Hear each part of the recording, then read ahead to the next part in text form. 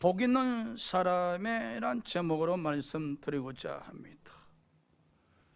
우리는 일상생활 속에서 복받은 사람이라 여기고 있는지, 나는 복받은 사람이다, 나는 복받은 사람이다, 감사가 가끔이라도 넘치고 있는지. 가끔은 사람들은 자신이 복 있는 사람이라 여길 때에 경제적 좀 넉넉하든지, 아니면 부모님으로부터 유전자를 잘 물려받았든지, 이러저러한 출세를 하든지 성공을 하든지, 그래서 자신을 향해서 참 복 있는 자다, 성공한 자다, 나름대로 그렇게 이야기하죠. 우리는요, 믿음의 사람들이잖아. 예수 그리스도로 말미암아 하나님의 자녀가 되었으니, 요한복음 1장 12절 말씀처럼 영접하는 자, 그 이름을 믿는 자들에게는 하나님의 자녀에 되는 권세를 주셨사오니, 우리 하나님의 자녀들이잖아요. 고로 복 있는 사람이잖아, 복 받은 사람이잖아. 그런데 우리 또한 가끔은 믿음이 결여된 상태에서는 가진 것이 부족할 때 복 있는 사람이라 여기지 아니할 때가 많습니다. 또 어려움을 만났을 때 자기 스스로 복 있는 사람이라 여기지 아니할 때가 많죠. 이 물질하고 상관없이 세상 기준으로 우리에게 들여대지 않고 오직 믿음으로 나는 예수로 말미암아 하나님의 자녀가 되었으니 나는 복 있는 사람이다. 고린도서 6장 10절에 사도 바울은 그랬잖아요. 나는 부자요. 세상 사람들은 다 나를 향해서 가난뱅이라고 이야기하지만 나는 모든 것을 가진 부자다. 고로 사도 바울은 복 있는 사람이라고 고백을 드리거든요. 모든 것을 가진 부자이기에, 하나님을 품은 부자이기에, 세상 사람들은 사도 바울이 품고 있는 그 하나님을 보지 못했기에 사도 바울의 환경만 보고 가진 것이 아무것도 없는 그냥 그런뱅이에 불과하다고 평가절하했지만 사도 바울은 그렇지 않았었습니다.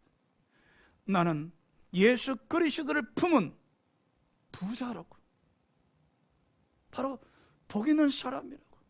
그 예수 그리스도를 품은 부자이면 복 있는 사람에게 자족할 수 있다라고 이야기했었습니다. 사도 바울의 신앙에 있어서 하나님의 아들이란 정체성과 복 있는 사람으로서의 믿음의 사람으로서의 자존감, 어떤 저와 여러분이 예수로 말미암아 복 있는 사람으로 여겨진다면, 또 하나님의 자녀라 여겨지신다면, 그 하나님의 자녀란 정체성과 복 있는 사람으로 여겨지면 그 복 있는 사람으로서의 자존감, 어떤 태풍의 바람이 분다 할지라도 흔들림 없이 굳건하게 복 있는 사람으로서 자리매김하시기 바랍니다. 자, 오늘 시편 1편에 복 있는 사람, 어떤 사람이 복 있는 사람이라 했었습니까? 자, 로마서 4장 6절에서 8절입니다. 6절에 보니 일한 것이 없이 하나님께 의로 여기심을 받는 사람, 보십시오. 아무것도 한 것이 없어요. 노력을 한 것이 없어요. 그런데 하나님께서 의로 여기신다는 거예요. 하나님으로부터 의로 여기심을 받는 사람. 로마서 3장 28절에 예수 그리스도를 믿음으로 말미암아 의롭다 하셨습니다. 바로 죄사함 받은 사람은 복이 있다는 겁니다. 성령의 감동을 받은 다윗이 고백하여 이르되 하나님으로부터 의로 여기심을 받는 사람들은 복이 있다. 죄사함을 받는 사람은 복이 있다. 오늘 시편 저자도 다윗이 고백한 말씀을 인용해서 하나님께로부터 의로 여기심을 받는 사람은 복이 있는데, 자 7절 보시겠습니다. 어떤 복입니까? 불법이 사함을 받는 복을 받았어요. 죄가 가려짐을 받는 복을 받았어요. 우리의 죄를 인정하지 아니하는 복을 받았어요. 마귀는 끊임없이 우리 죄를 들춰내서 그 죄로 하여금 정죄하고 또 그 죄로 하여금 넘어지게 하고 죄책감에 빠지게 하나, 우리 예수 그리스도께서는 우리 죄를 인정하지 아니하신다는 것, 우리 죄를 가려 버리셨다는 것, 우리 죄를 사하여 주셨다는 것, 고로 저와 여러분은 복받은 사람이란 겁니다. 사랑하는 여러분, 여러분이 바로 복받은 사람입니다. 제3자가 복받은 사람이 아니라 저와 여러분이 복받은 사람임을 믿으시기 바랍니다. 우리는 불법이 사함받은 사람입니다. 우리 죄가 가려짐을 받은 사람입니다.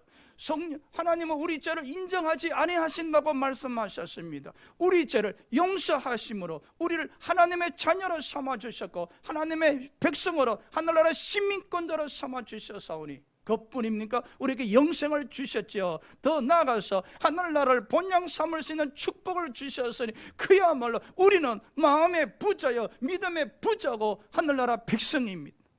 그런데 누리질 못합니다.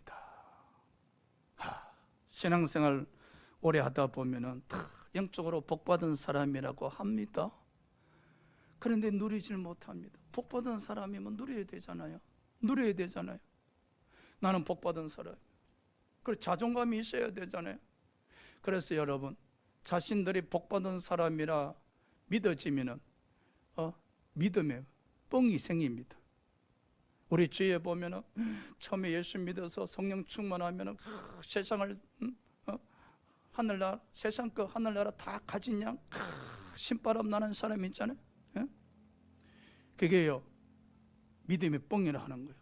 근데 그 믿음의 뻥을 시간 지나면요 성령의 운행하심으로 말미암아 조금씩 채워져 나가잖아요. 그래서 아주 믿음의 알곡이 넘쳐난단 말이에요. 원래 복받은 사람은요 그 신바람이 나게 돼 있어요. 그래서 제3자가 볼 때 믿음의 뻥이 커 보입니다. 그리 할지라도 그 성령의 운행하심으로 말미암아 믿음으로 채워져 나갈 때 알곡이 되어짐을 우리는 알 수가 있거든요. 그래서 자신의 삶이 어려울지라도 그 삶 때문에 마음이 가난하지가 않습니다. 우리는 가끔 보십시오. 경제적으로 어려우면 마음이 가난합니다. 고난을 만나면 마음이 가난합니다. 그리고 좌절합니다. 그리고 비굴해집니다. 그리고 자존감이 그 땅에 떨어져 버립니다. 주님은 온데간데 없어져요. 우리의 믿음은 온데간데 없어져요. 내가 복받은 사람인지 저주받은 사람인지 구분이 안 됩니다. 마귀의 힘이 잡아먹혀버린 것이죠. 하나님은 예수 그리스도로 말미암아 우리를 복받은 사람으로 축복하셨는데 우리는 환경에 짓밟혀서 마귀의 밥이 되어서 저주받은 자이냐 비굴하게 자존감이 땅바닥에 떨어진 상태에서 살아갈 때 얼마나 많습니까? 그러나요 우리가 믿음으로 복받은 사람임을, 그리고 이것이 흔들리지 아니한다면 어떤 조건에 의해서라도 나는 복받은 사람이다. 불변.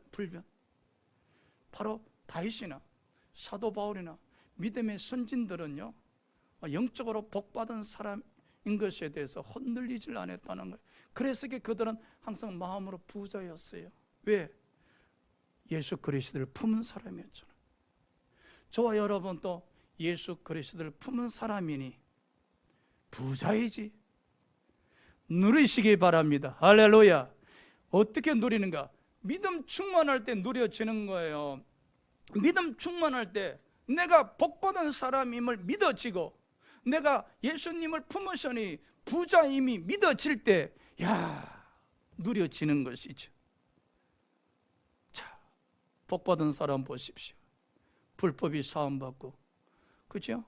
죄가 가려심을 받고 죄를 인정함을 받지 않는다. 자, 이 복받은 사람은 두 번째, 죄인의 길에 서지 말아야 됩니다. 자, 1절 볼까요? 복 있는 사람은 악인의 꾀를 따르지 아니하면 죄인들의 길에 서지 아니하면 오만한 자들의 자리에 앉지 아니하고 요 한 절을 딱 정리하면 죄인들의 길에 서지 말라는 것이죠. 마태복음 7장 13절 14절에 죄인의 길은 넓어 멸망으로 인도하는 길이라 했었습니다. 반면에 생명의 길은 좁은 길입니다. 어떤 길이 생명의 길입니까? 이사야 35장에 보면은 이 세상의 사막의 길입니다. 강야의 길입니다. 그런데 그 강야 길 속에 구원의 길이 쫙 열려있는데, 거룩한 길이 열려있는데 그게 누가 걸어가던가? 바로 구속함을 받은 자들이 그 거룩함의 길로 걸어가더라는 겁니다. 무슨 말인가? 생명의 길, 좁은 길은 말입니다, 이 세상에서 거룩하게 살아가는 사람들을 이야기하는 겁니다. 예수 그리스도로 말미암아 거룩하게 살고자 노력하는 사람들은 생명의 길로, 좁은 길로 걸어가고 있는 사람들입니다. 반면에 이 세상 살아갈 때에 거룩한 길에서 떠나서 죄인의 길에 서 있는 사람들은 바로 넓은 길로, 멸망의 길로 걸어가고 있다는 사실이죠.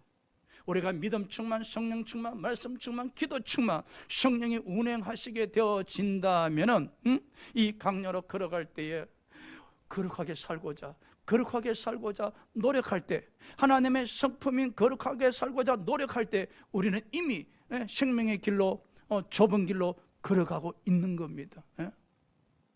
자, 보십시오. 생명의 길로 걸어가다가 죄인의 길로 빠져버린 사람들도 있습니다. 바로 여러분이 너무나 잘 알고 있는 솔로몬입니다. 솔로몬이 초기 왕위에 저기에 섰을 때 얼마나 믿음 충만했는지 1000번제를 드렸지 않습니까? 꿈에 하나님이 오셔서 솔로몬아 내 소원이 무엇이냐 했었을 때 백성들을 선악간에 잘 분별하여 재판할 수 있는 지혜를 달라 했었을 때 하나님이 얼마나 솔로몬의 기도가 마음에 드셨는지 솔로몬을 축복하여 이르시되 솔로몬아 내가 구하지 아니한 장수와 그리고 부귀와 영광을 내게 다 주리라 했었습니다. 그뿐이었습니까? 솔로몬은 성전을 건축해서 하나님께 영광을 돌렸었습니다. 그야말로 솔로몬은 생명의 길로 걸어가고 있었습니다. 그랬던 솔로몬이 열왕기상 11장 4절에 보니까 이제 나이가 들어서 늙었었습니다.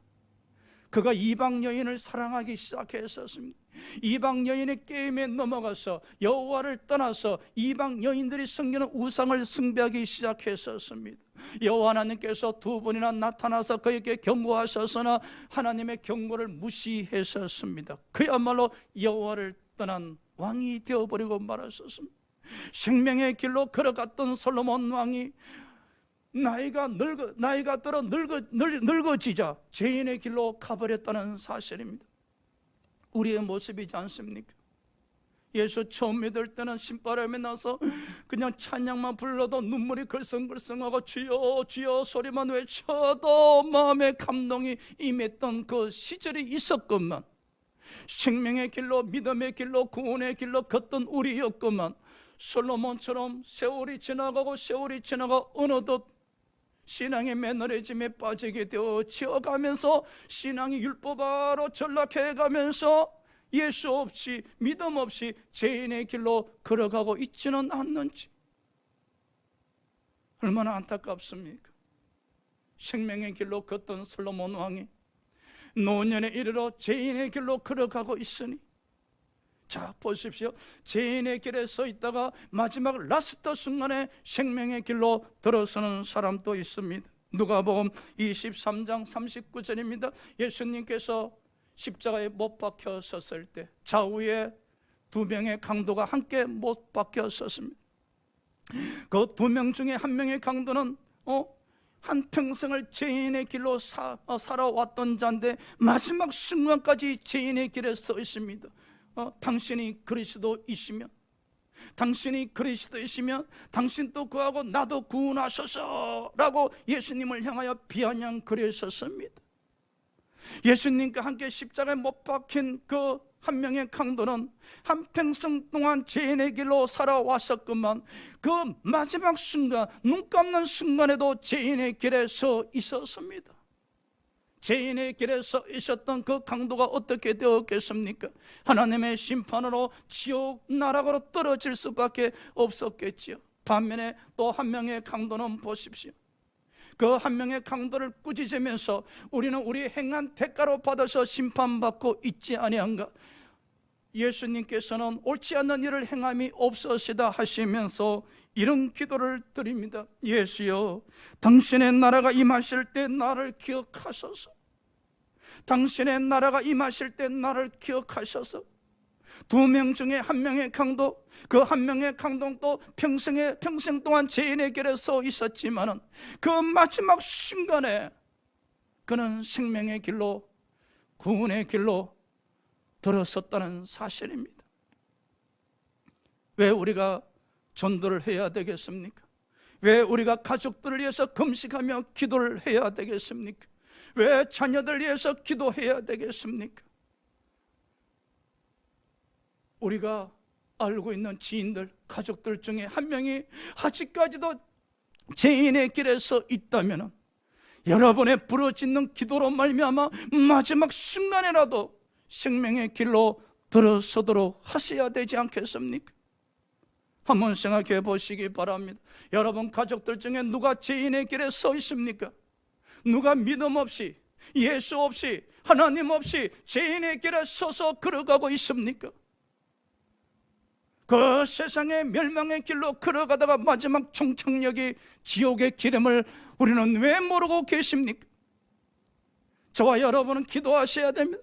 부러지져 기도하셔야 됩니다. 철회하셔야 됩니다. 금식하셔야 됩니다. 죄인의 길에 서 있는 가족들 중 한 분이라도, 아니 가족들 중에 모두를 우리가 생명의 길로 인도할 수 있다면, 우리의 기도로 생명의 길로 인도할 수 있다면, 우리의 전도로 생명의 길로 인도할 수 있다면 우리의 생명을 내어놓아야 된다고 요한 1서에 요한이 말씀했지 않습니까? 복 있는 사람은 말입니다, 항상 생명의 길에 서 있는 사람입니다. 죄인의 길에서 벗어나서 생명의 길에 서 있는 사람임을 가리키는데, 누가복음 1장 6절에 제사장 사가랴와 그의 아내 엘리사벳은 한평생 동안 생명의 길에 서 있었습니다. 이 두 사람이 하나님 앞에 의인이니 주의 모든 계명과 규례대로 흠이 없이 행하였더라. 생명의 길에 서 있었습니다. 누가복음 2장 24절에 시몬이라는 사람이 있었는데, 이 사람은 어렵고 경건하여 이스라엘의 위로를 기다리는 자라. 성령이 그에 계시더라. 죄인의 길에 서 있지 아니하고 생명의 길에 서 있기 위해서는 성령의 운행하심이 있어야 됩니다. 그래서 우리는 연약합니다. 우리는 부족하지 않습니까? 마귀는 끊임없이 우리를 죄인의 길로 끌고 갑니다. 죄인의 길에 서 있게 만듭니다. 멸망의 길로 걸어가게 만듭니다. 지옥의 길로 떨어지게 만듭니다. 그러나 성령님이 운행하시게 되어지면 성령님은 우리를 인도하셔서 생명의 길로 걸어가게 하지 않습니까? 오늘 보십시오. 시몬이의 성령이 운행하시더라. 시몬이의 성령이 운행하심으로 말미암아 시몬은 어려운 사람이었을 뿐만 아니라 바로 메시아를 기다리고 있었다는 사실이죠. 저 생명의 길에 서 있는 사람은 다시 오실 재림하실 예수를 기다리고 있게 되어진다는 것이죠. 성령님, 연약합니다. 부족합니다. 우리를 도와주시옵소서. 성령님은 우리의 도움이시며 성령님은 우리 편임을 고백하옵나니, 성령이여 우리의 연약함을 도와주셔서 죄인의 길에 서 있지 아니하고 생명의 길로 서 있게 해주시옵시고, 구원의 길로 걸어가게 해주시옵시고, 거룩한 길로 걸어가게 하셔서 그 길의 종착역 하늘나라 이룰 수 있는 축복을 허락하시라고 우리는 기도를 드리셔야 됩니다. 저와 여러분은 복 있는 사람이니 얼마나 감사합니까? 저와 여러분은 죄인의 길에서 떠나서 생명의 길로 걸어가고 있으니 얼마나 감사합니까? 다시 한번 말씀드리지만 아직까지도 죄인의 길에 서 있는 사람들이 얼마나 많습니까? 그 죄인의 길로 걸어가다 말입니다. 여러분, 종착역이 얼마나 무섭습니까? 죄인의 길의 종착역이 얼마나 무서운지 우리는 영적으로 느끼지 못한다는 사실입니다. 죄인의 길의 종착역, 생명의 길의 종착역이 얼마나 차이가 있는지 우리는 그걸 느끼지 못하는 겁니다. 그래서 우리 마음에 영혼을 사랑하는 마음이 있어야 됩니다. 여러분, 복 있는 사람들은, 성령의 지배를 받는 사람들에게 영혼을 사랑하는 마음이 일어날 수밖에 없습니다. 무엇을 사랑합니까? 이 세상 사랑 아닙니다, 여러분. 복 있는 사람은 영혼을 사랑합니다. 영혼 말입니다. 그래서 나와 연관이 없는 사람임에도 불구하고, 나와 전혀 관련 없는 사람임에도 불구하고 그 영혼을 보았을 때 국렬한 마음이 생깁니다. 왜? 우리는 알지 않습니까? 죄인의 길에 서 있다가 죄인의 길로 걸어가다가 그 죄인의 길의 종착역이 바로 멸망의 길이고 지옥의 길임을 우리는 알고 있지 않습니까? 이 강대상의 외침의 이유가 무엇이겠습니까? 오늘 이 강대상에서 외침의 이유가 무엇이겠습니까? 안타깝지 않습니까, 여러분? 불쌍하지 않습니까? 우리의 사랑했던 남편이, 우리 사랑했던 부모님이, 우리 사랑했던 자녀들이 지금 죄인의 길로 걸어가고 있는데 언젠가는 주님 품으로 돌아오겠지, 언젠가는 주님의 품으로 돌아오겠지. 그 죄인의 길을 막을 수 있는 것은 여러분의 눈물뿐입니다. 그 죄인의 길로 걸어가고 있는 여러분 가족 발걸음을 막을 수 있는 것은 여러분의 눈물뿐입니다. 눈물을 뿌리셔야 됩니다. 금식하면 눈물을 뿌리셔야 됩니다. 작정하면 눈물을 뿌리셔야 됩니다. 여러분, 부모가 죄인의 길로 걸어가고 그 종착역이 멸망의 길인데 그 멸망의 길을 막을 수 있는 것은 여러분의 눈물뿐입니다. 성령을 의지하면서 성령님의 운행을 사모하시면서 여러분의 기도의 눈물을 뿌리시기 바랍니다. 눈물을 뿌리며 기도를 뿌리는 자는 반드시 열매를 거둘 줄 믿습니다. 성령께서 운행하시는 가운데 죄인의 길에 서 있는 우리 가족들, 부모님, 자녀들을 생명의 길로 인도시켜 주실 겁니다. 그 순간에 얼마나 감사하겠습니까? 그 순간에 주님의 은혜가 얼마나 감사하겠습니까? 주님께서 여러분 가족 중에 한 명을 죄인의 길에서 생명의 길로 턴시켜 주셨을 때 무엇을 주고 세상과 바꿀 수 있겠습니까, 여러분? 세상을 다 얻을지라도 생명을 잃어버린다면 무슨 소용이 있느냐고 말씀하셨지 않습니까? 건강을 얻는다 할지라도 우리가 죄인의 길에 서 있다면 그것이 멸망의 길로 걸어가는데 무슨 소용이 있겠습니까? 건강을 잃어버릴지라도 재물을 잃어버릴지라도 그로 인해서 생명의 길로 들어설 수만 있다면 그것은 그야말로 세상을 얻은 축복보다 더 큰 축복이지 않겠습니까? 눈물로 씨를 뿌리시기 바랍니다. 할렐루야. 세 번째로, 복 있는 사람은 율법을 끊임없이 묵상하는 자다 하셨습니다. 2절입니다. 오직 여호와의 율법을 즐거워하여 그의 율법을 주야로 묵상하는도다. 자세히 보십시오. 즐거워하여. 여러분, 신바람이죠. 사람이 즐겁다는 것이 얼마나 좋습니까, 여러분? 인생살이가 즐거우면 살만 나잖아요. 그런데 누가복음 10장 21절에 예수께서 성령으로 기뻐하셨다 하셨습니다. 예수께서 성령으로 말미암아 즐거워하셨다 하셨습니다. 예수님은 우리에게 즐거움을 주십니다. 성령님은 우리에게 기쁨을 주십니다. 어떻게 주십니까? 말씀을 통해서 우리에게 기쁨을 주십니다. 어제 읽었던 말씀 오늘 또 읽어도 기쁨이 없었습니까? 그저 성경 한 장 한 장 읽는다는 개념으로 말씀을 읽고 계십니까? 아니면 말씀을 통해서 기쁨을 얻고 계십니까? 그래서 우리가 말씀 읽을 때에, 성경 공부할 때 성령님이 운행하여 주시옵소서. 성령님 운행하심으로 말미암아 이 말씀을 통해서 기쁨이 샘솟게 하게 해달라고 기도하면서 성경을 읽는 겁니다, 여러분. 얼마나 기쁜지 아십니까? 시편 119편 162절에 시편 저자 고백하여 이르되 사람이 많은 탈취물을 얻는 것처럼 나는 주의 말씀을 즐거워한다 하셨습니다. 사람이 탈취물을 얻을 때 얼마나 기쁘습니까? 얼마나 즐겁습니까? 하물며 길거리 걸어가다 돈 만원을 주셔도 기쁜데 많은 탈취물을 얻었을 때 얼마나 기쁘겠습니까? 그와 같이 하나님 말씀을 묵상할 때 기쁘고 즐겁다 하셨습니다.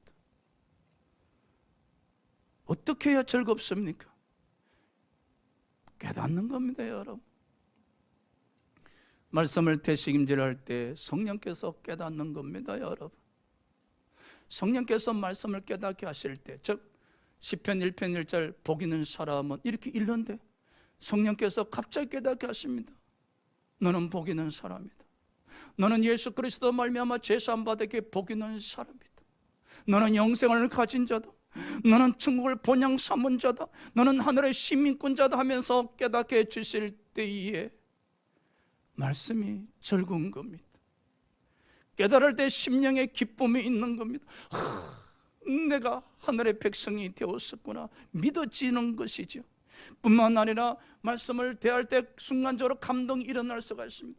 복 있는 사람이란 단어를 보는 순간에 어떤 깨달음은 없었지만 그 복 있는 사람이란 단어를 보는 순간에 마음의 감동이 일어납니다.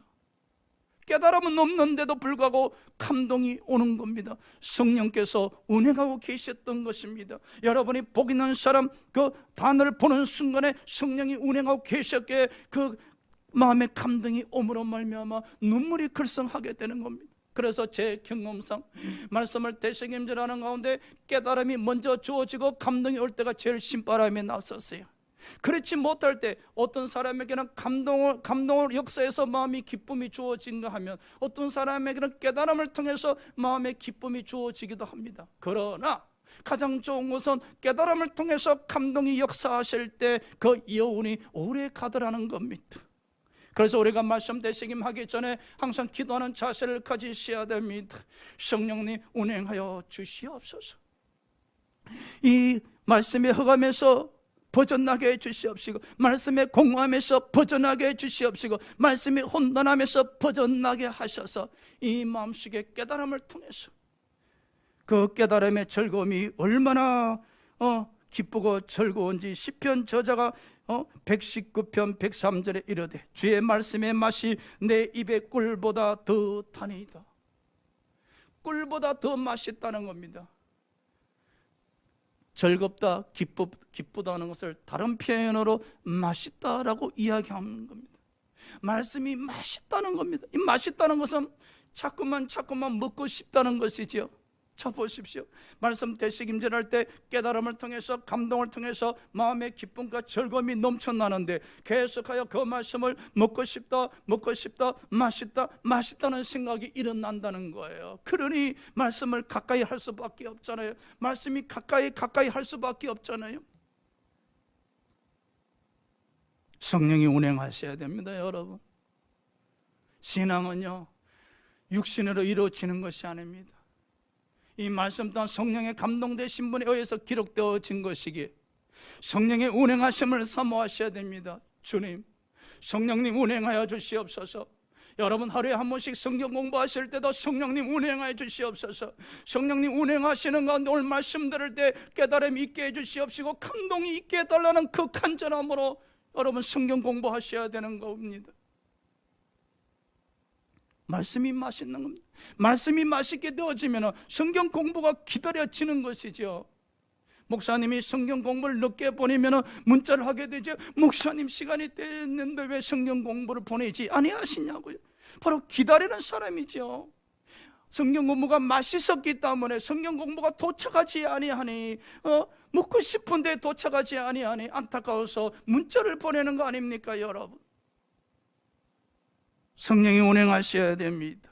시편 119편 105절에 우리가 끊임없이 말씀을 묵상할 때에 그 말씀이 우리에게 등이요 빛이 된다고 말씀하셨습니다. 우리가 걸어갈 때 그 말씀이 우리의 즐거움이요 기쁨이었지 않습니까? 거기서 끝나는 것이 아니라 그 말씀이 우리의 등불이 된다는 말씀입니다. 우리가 이 세상 걸어갈 때 성령께서 그 말씀에 통해서 우리를 인도하신다는 겁니다. 우리가 흑암으로 걸어갈 수밖에 없지 않습니까? 그 흑암에는 어둠이 있습니다. 마귀 권세들이 있습니다. 그러나 그 흑암에 걸어갈지라도 말씀을 통해서 성령의 인도하심을 받게 되어지면 그 말씀을 통해서 흑암을 밝히 밝혀주시기에 장애물에 걸리지 아니하고 넘어지지 아니하고 걸어갈 수 있게 되어진다는 사실입니다. 복 있는 사람은 여러분, 저와 여러분입니다. 그러게 우리는 죄인의 길에 서 있으면 안 됩니다. 생명의 길로 걸어가고 있어야 됩니다. 생명의 길로 걸어가는 가운데 날마다 말씀을 묵상하는 자가 되셔야 됩니다. 그 말씀이 여러분에게 기쁨을 제공하실 겁니다. 그 말씀이 여러분에게 맛있다 먹고 싶다 간절함을 제공하실 겁니다. 그 말씀이 여러분 삶에 등불이 되어 주실 겁니다. 말씀을 통해서 성령께서 동행해 주실 겁니다. 말씀을 통해서 성령께서 인도해 주실 겁니다. 복 있는 사람은 네 번째로 형통하리라 하셨습니다. 3절입니다. 그는 시냇가에 심은 나무가 철을 따라 열매를 맺으며 그 잎사귀가 마르지 아니한 같으니. 한번 보십시오. 요셉은 시냇가에 심은 나무였었습니다. 요셉이 보디발 집에 종으로 팔려갔지 않습니까? 하나님께서 요셉에게 오셔서 함께 하심으로 요셉을 시냇가에 심은 나무가 되게 하셨습니다. 그 순간부터 요셉은 형통하기 시작했었습니다. 요셉의 손길이 닿는 것마다 열매를 맺기 시작했었습니다. 여호와께서 함께 하시는 그 순간 시냇가에 심은 요셉 보십시오. 그 잎사귀가 마르지 않았었습니다. 그 믿음의 잎사귀가 마르지 않았었습니다. 그 형통의 복이 마르지 않았었습니다. 그는 죽을 때까지 시냇가에 심은 나무가 되어서 그의 믿음은 마르지가 아니했다는 사실입니다. 그래서 이게 형통의 축복에 그가 죽을 때까지 임했었다는 사실이지 않습니까? 저와 여러분 복 있는 사람들입니다. 시냇가에 심은 나무입니다. 성령의 생수에 심겨진 나무들입니다. 그러기에 우리는 믿음이 시들지 않습니다. 여러분, 믿음이 늘 파릇파릇 생명력이 있어야 됩니다. 그래야 할 때 형통의 복을 받을 수가 있다는 사실입니다. 에스겔서 47장에 보니 성전 문지방에 물이 흘러내리기 시작합니다. 그 물은 성령의 생수입니다. 그 물이 흘러내려가는 이르러 보니 강가에 그 물이 이르렀었습니다. 강가에 많은 고기들이 죽어가고 있었는데 성전 문지방에서 흘러내린 그 생수로 말미암아 죽어가던 고기떼가 살아나기 시작했다는 사실입니다. 복 있는 사람이 이르게 되어지면 축복의 장소로 변화될 수밖에 없습니다. 여러분이 복 있는 사람이 되어진다면, 복 있는 사람의 삶을 살아가게 되어진다면 여러분 가정에 이르렀을 때 여러분 가정은 축복의 가정이 될 수밖에 없습니다. 저와 여러분이 복 있는 사람으로서 복 있는 사람의 믿음 생활을 하게 되어진다면 우리 대생교회는 하나님의 축복으로 번성할 수밖에 없습니다. 여러분, 성전 문지방에서 흘러내리던 그 물이 시냇 강가에 이르렀을 때 강주에 있는 모든 나무들이 매달마다 새로운 열매를 맺었다 했지 않습니까? 그 생수가 흘러가는 곳마다 죽어가던 것이 다 살아나기 시작했었습니다. 번성하기 시작했었습니다. 번영하기 시작했었습니다. 열매가 쫙 맺히기 시작했었습니다. 형통하지요, 여러분? 우리는 형통하기를 원하시잖아요. 영혼이 잘된같이 범사가 잘되고 강건하기를 원하시잖아요. 그런데 보십시오. 복 있는 사람이라 인정합니다. 그런데 복 있는 사람의 자세를 살지 않습니다. 안타깝게도 복 있는 사람이라 인정하지만은 복 있는 사람의 자세, 죄인의 길에 서지 아니하고 날마다 죄하러 말씀을 묵상하는 자만이 복 있는 사람의 자세입니다. 그리할 때 복 있는 사람에게 주어지는 형통의 축복을 받을 수 있다는 사실입니다. 어제까지 해도 삶이 힘듭니다. 엊그제까지만 해도 경제적으로 힘들었었습니다. 믿음으로는 부자였었습니다. 엊그제까지만 해도 힘들었었습니다. 그러나 어느 순간에 성령께서 여러분에게 믿음의 문지방에 물을 열어주실 겁니다. 할렐루야. 성전 문지방에 물이 쏟아지듯이 여러분 문지방이 있습니다. 믿음의 문지방을 여러분이 믿음으로 열으셔야 됩니다. 여러분의 믿음으로 여러분 생수의 강물이 열려지게 하셔야 됩니다. 그 순간 그 생수의 강이 넘쳐날 때에 우리는 축복, 형통을 받을 수밖에 없지 않습니까? 우리의 믿음이 말입니다. 우리의 믿음이 생수의 강문을 열게 하십니다. 성전 문지방에 하나님에 의해서 문이 열렸듯이 우리의 믿음이 말입니다. 우리의 기도가 성령의 운행하심으로 말미암아 잠겨져 있는 축복의 문을 열 줄 믿습니다. 할렐루야. 그럼요. 복 있는 사람은 형통한 삶을 사셔야 됩니다. 말씀 정리합니다. 우리는 복 있는 사람입니다. 다 믿습니다. 그러나 여러분, 복 있는 사람이라면 생명의 길로 걸어가셔야 됩니다. 구원의 길로, 거룩함의 길로, 그리고 날마다 말씀을 묵상하셔야 됩니다. 그 말씀을 통해서 성령의 지배를 받으셔야 됩니다. 그 말씀을 통해서 기쁨을 체험하셔야 됩니다. 그 말씀을 통해서 말씀이 맛있다는 그 갈급함에 이르러 하셔야 됩니다. 그리할 때 그 순간에 축복의 문이 열립니다. 형통의 문이 열립니다. 잠겨져 있던 문이 열립니다. 그 순간에 생수의 강물이 쏟아질 때 상상해 보십시오.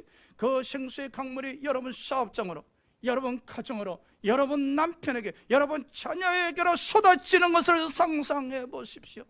그 순간에 여러분 자녀는 시내가 심은 나무가 됩니다. 그 순간에 여러분 사업장은 시내가 심은 사업장이 됩니다. 그 순간에 여러분 직장은 시내가 심은 직장이 됩니다. 여러분 자녀들은 시내가 심은 자녀들이 됩니다. 열매 맺기 시작할 겁니다. 열매 맺기 시작할 겁니다. 그리고 형통할 겁니다. 손으로 하는 것마다 하나님이 다 축복을 주실 겁니다. 결국은 복 있는 사람은 하나님의 축복을 누릴 수밖에 없는 것입니다. 우리 다 같이 주일 청하면서 통성으로 기도하실 때 하나님 복 있는 사람으로 살게 해주시고 생명의 길로 걸어가게 해달라고 기도드립시다.